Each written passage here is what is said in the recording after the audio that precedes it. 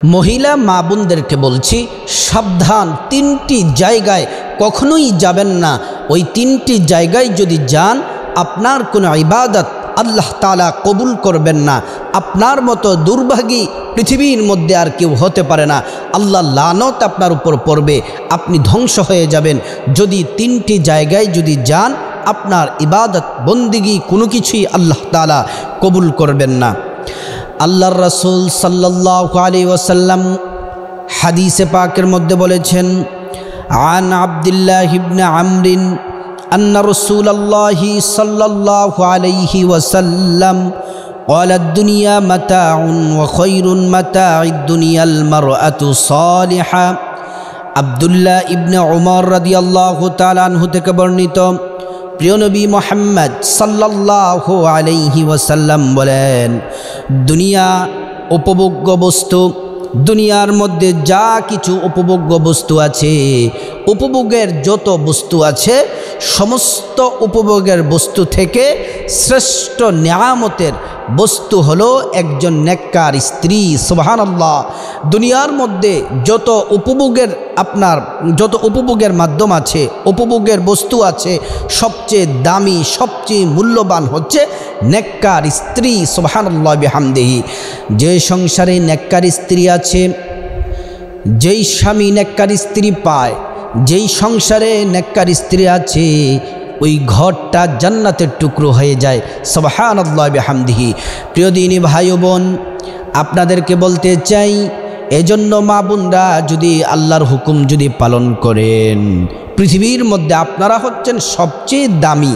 কারণ মাদের পেট থেকেই বের হয়েছেন মুহাম্মদ সাল্লাল্লাহু আলাইহি ওয়াসাল্লাম। মায়ের পেট থেকে আগমন করেছেন আমাদের প্রিয় নবী মুহাম্মদ সাল্লাল্লাহু আলাইহি ওয়াসাল্লাম। মাদের পেট থেকেই জন্মগ্রহণ করেছেন আবু বকর সিদ্দিক, আব্দুল কাদের জিলানী, হজরতে শাহজালাল ইয়ামানি রাহমাতুল্লাহি আলাইহি।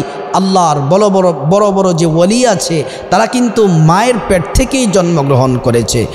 এজন্য মা বোনদেরকে বলছে, আপনারা অনেক দামি।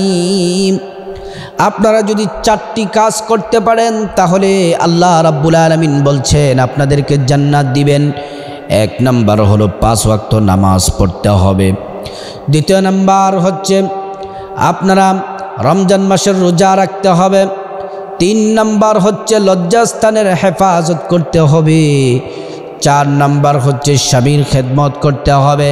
যদি কোনো নারী, যদি আমার মায়েরা, আমার বোনেরা এই 4টি কাজ যদি করতে পারে, আল্লাহর রাসূল বলছেন তাদের জন্য জান্নাতে যাওয়া সহজ। সুবহানাল্লাহ। যদি 4টি কাজ করতে পারেন, তাহলে সরাসরি জান্নাতে চলে যেতে পারবেন। এজন্য আমার মা বোনদেরকে বলছি, 3টি জায়গায় ভুলেও যাবেন না। ইবাদত বন্দেগী কোনো কিছুই কবুল হবে না। 1 নাম্বার হলো, আপনি যদি গণকের কাছে যান, মা বোনেরা বেশি গণকের কাছে যায়, হাত দেখায়, কবিরাজের কাছে যায়, যারা আপনার হাতের রেখা দেখে তাদের কাছে যায়, ভাগ্যের কথা বলে, এই কুসংস্কার কিন্তু মহিলারা বেশি আপনার পছন্দ করে, বিশ্বাস করে।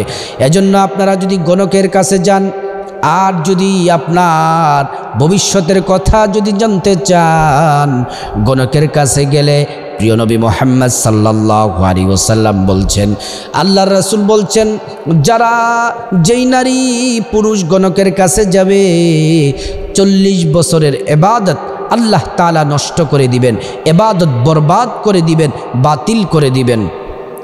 হযরতে আবু বকর সিদ্দিক রাদিয়াল্লাহু তাআলা আনহুর একজন খাদেম ছিল। ওই খাদেম প্রত্যেক দিন আবু বকর সিদ্দিক রাদিয়াল্লাহু তাআলা আনহুর খাবারের ব্যবস্থা করতেন। আল্লাহর হাবিব সাল্লাল্লাহু আলাইহি ওয়াসাল্লামের প্রিয় সাহাবী আবু বকর সিদ্দিক রাদিয়াল্লাহু তাআলা আনহু, তিনি একদিন বললেন, খাদেম আমার ক্ষুধা লাগছে, তুমি খাবারের ব্যবস্থা করো। ওই খাদেম একজন গণকের বাড়ির খাবার আবু বকর সিদ্দিক রাদিয়াল্লাহু তাআলা আনহুকে খেতে দিলেন। আবু বকর সিদ্দিক রাদিয়াল্লাহু তাআলা আনহু ক্ষুধার্ত থাকার কারণে জিজ্ঞেস করলেন না, খাবারটা কোথা থেকে ব্যবস্থা করেছো, এই কথা জিজ্ঞেস করলেন না। খাবারটা খেয়ে নিলেন। খাবার খাওয়ার পরে ক্ষুধা যখন দূর হলো, আবু বকর সিদ্দিক রাদিয়াল্লাহু আনহু জিজ্ঞেস করলেন, তুমি খাবার কোথায় থেকে নিয়ে এসেছো? এবার বলল, খাদেম বলল, আমি গণকের বাড়ির খাবার এনেছি। হযরত আবু বকর সিদ্দিক বললেন, কি করলা কাজটা তুমি? গণকের বাড়ির খাবার খাওয়া আর কুকুরের বিষটা খাওয়া হচ্ছে সমান, কারণ গণকের বাড়ির খাবার খাওয়া হচ্ছে হারাম। আবু বকর সিদ্দিক রাদিয়াল্লাহু তাআলা আনহু এবার তিনি 2 আঙ্গুল পেটের মুখের মধ্যে ঢুকাই দিলেন, হাত ঢুকাই দিলেন। এবার তিনি বমি করে খাবারগুলা বের করে দিলেন। তারপর তিনি আলহামদুলিল্লাহ বললেন।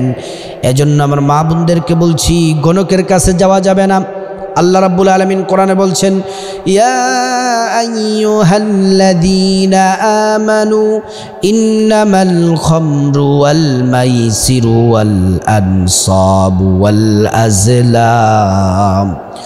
আল্লাহ রাব্বুল আলামিন বলছেন, খবরদার ইমানদারেরা, তোমরা মদ পান করো না, জুয়া খেলো না এবং গণকের কাছে যেও না। এই কাজগুলা হচ্ছে নিকৃষ্ট কাজ। এজন্য মা বোনদেরকে সাবধান করে দিচ্ছি, গণকের কাছে যাবেন না। গণকের কাছে যে কোনো কিছু জিজ্ঞেস করা শিরক। আল্লাহ কোরআনে বলছেন, ইন্নাল্লাহা লা ইয়াগফিরু আইয়ুশরাকা বিহি ওয়া ইয়াগফিরু মা দুনা যালিকা লিমান ইয়াশা। আল্লাহ তাআলা সব গুনাহ ক্ষমা করে দিবেন, কিন্তু শিরকের গুনাহ আল্লাহ ক্ষমা করবেন না। কোরআনে আল্লাহ তাআলা সে আয়াত নাজিল করে জানিয়ে দিলেন। এজন্য প্রিয় দিনী ভাই ও বোন, বিশেষ করে মা বোনদেরকে বলছি, গণকের কাছে যাবেন না। দ্বিতীয় নাম্বার হচ্ছে মেলাতে যাবেন না। এখন তো মেলা হলে অনেক মায়েরা বোনেরা ঘুরতে চলে যায়, মেলা দেখতে চলে যায়, কিন্তু মেয়েরা মেলাতে যাবেন না। মা বোনেরা মেলাতে যাওয়া হারাম। আমাদের জাতির পিতা ইব্রাহিম আলাইহিস সালামকে যখন মেলার দাওয়াত দেওয়া হলো, তখন তিনি বললেন না, আমি মেলাতে যাব না, মেলাতে গেলেন না। এজন্য আমাদের নবীও মেলাতে যাওয়াতে নিষেধ করেছেন। এজন্য মা বোনেরা মেলাতে আনন্দ করে মেলাতে যায়, বিভিন্ন জিনিস কিনতে যায়। আমি মা বোনদেরকে বলবো, আপনারা মেলাতে যাবেন না।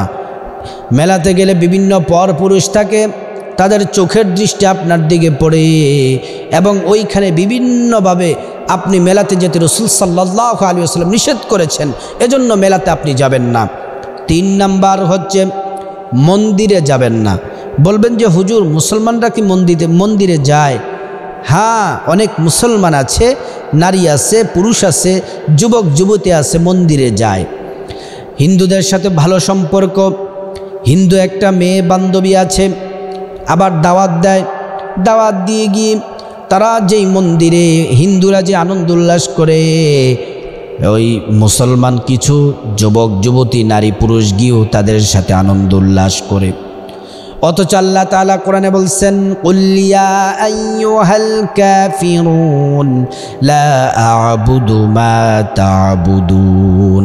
আল্লাহর হাবিব বলছেন, ওগো নবীজি আপনি বলে দেন, আল্লাহ জানিয়ে দিলেন, হিন্দুদেরকে বলে দিলেন, আবু জাহল উতবা সাহেবাদেরকে বলে দিলেন, তোমরা যার ইবাদত করো আমরা তার ইবাদত করব না, আমি তার ইবাদত করব না। আল্লাহর রাসূল বলছেন, তোমরা যার ইবাদত করো আমি তার ইবাদত করব না, এজন্য আমি তোমাদের মেলাতে যাব না, মন্দিরে যাব না। এই 3 জায়গায় যদি কোনো নারী যদি যায়, মা বোনেরা যদি যায়, ইবাদত বন্দেগী বাতিল হয়ে যাবে, নামাজ রোজা ইবাদত বন্দেগী কবুল হবে না। আল্লাহ তাআলা এই 3টি জায়গায় যাওয়া থেকে প্রত্যেকটা মা বোনদেরকে আল্লাহ তাআলা হেফাজত